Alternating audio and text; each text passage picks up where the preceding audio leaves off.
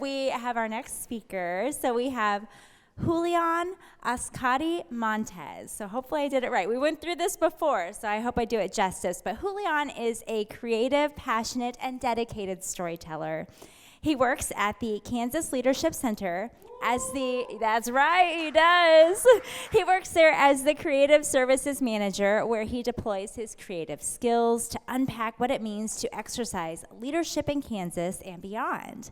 Now, Julian, he contracts with the state of Kansas as a field representative for Kansas Creative Arts Industries Commission under the Department of Commerce, where he works to support and advance arts and culture work.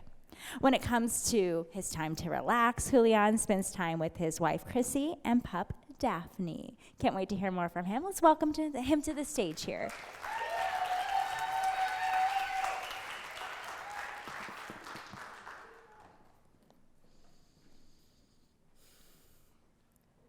My name is Julian Ascari Montes.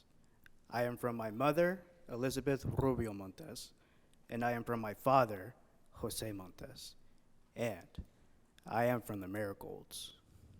In a way, I was a representation of my parents' fighting spirit, as my first 2 weeks of my life were spent in an incubator. My lungs were not developed since I was a preemie baby. My middle name feels like a reflection of that. Ascari was my father's nickname on the high school basketball team for how aggressive his playing style was. Honestly, I wish I could have seen that. According to him, the Ascaris were a mighty warrior tribe of the Aztecs. Now, I'll admit, I haven't found proof of that to be true, but I've never had the heart to tell him. Who am I to deny such a legacy? My tío abuelo would tell me when I was a baby, I would run and grab a luchador mask and sprint through the dusty yard of El Paso, only to trip and fall over. I wouldn't cry, though. I would dust myself off, smile, and get right back to running. He would say that I could survive anything. However, for the longest time, I was Julian Montes. I was a step removed from my mother and from my father. I felt lost to assimilation. I could hint that my name was Julian, but would quickly be met with opposition. So I gave in, and I gave up that fight. From then on, that hard J followed me as a reminder of a price I would pay for safety in an America that did not consider me equal, or in some cases, as capable as my counterparts, or just flat out not capable at all. I was lost to the sea. As a result, I grew up angry, high-tempered, and volatile. I navigated these United States unsure of who I was or where I was from. My parents did their best to show me, but knowing was dangerous at times. At least not until I was 18. I sat across from Ana Villarreal, an admissions counselor for the community college I was applying to here in Wichita. She asked me what my name was, and I said, Julian. And she paused, and then she asked me again, but added, what do your parents call you?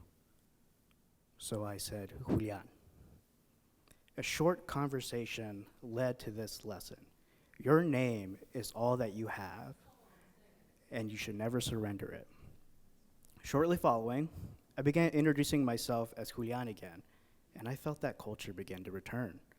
That angry boy became a dedicated, hopeful man, because I got my name back. Why talk about this? Because my story matters, just like yours. It spans generations and has many twists and turns that lead me to where I am now. And honestly, I might still be an Osabo kid, but soy lo que soy un hijo de sol y soy de aquí y allá. I am that I am. I am a child of the sun, and I am from here and from there. Soy Julian Ascari Montes. Knowing these things has made me move more confidently in risky spaces. I know where I want to go because I know where all parts of me have been. My sense is knowing the story of where you're from helps you unpack and connect to the pieces of your identity. And when people understand who they are, the more likely they are to be more active community members wanting to do good work for the common good. All that to say, because of my name, I'm connected to a line of gutsy brawlers. I fight for my name. It's all that'll be left of me when I'm long gone from this earth. And because of my name, stories of my ancestors continue on through me. My purpose is to elevate and tell stories in ways that speak to the heart from the heart, living into the oral tradition set before me through the culture. And I've got love for the people. I am more than a brown man with a couple of cameras and a decent eye. I am a dedicated, curious, and passionate storyteller. Our stories matter. Your story matters. And because of my name, I will forever find my road back to home, to my mother, to my father, to the culture that fills my head with dreams and my heart with hope. Though I hope at the end of it all, when I'm 6 feet under or wherever I end up, that I won't be pushing up daisies. I hope to be pushing up marigolds.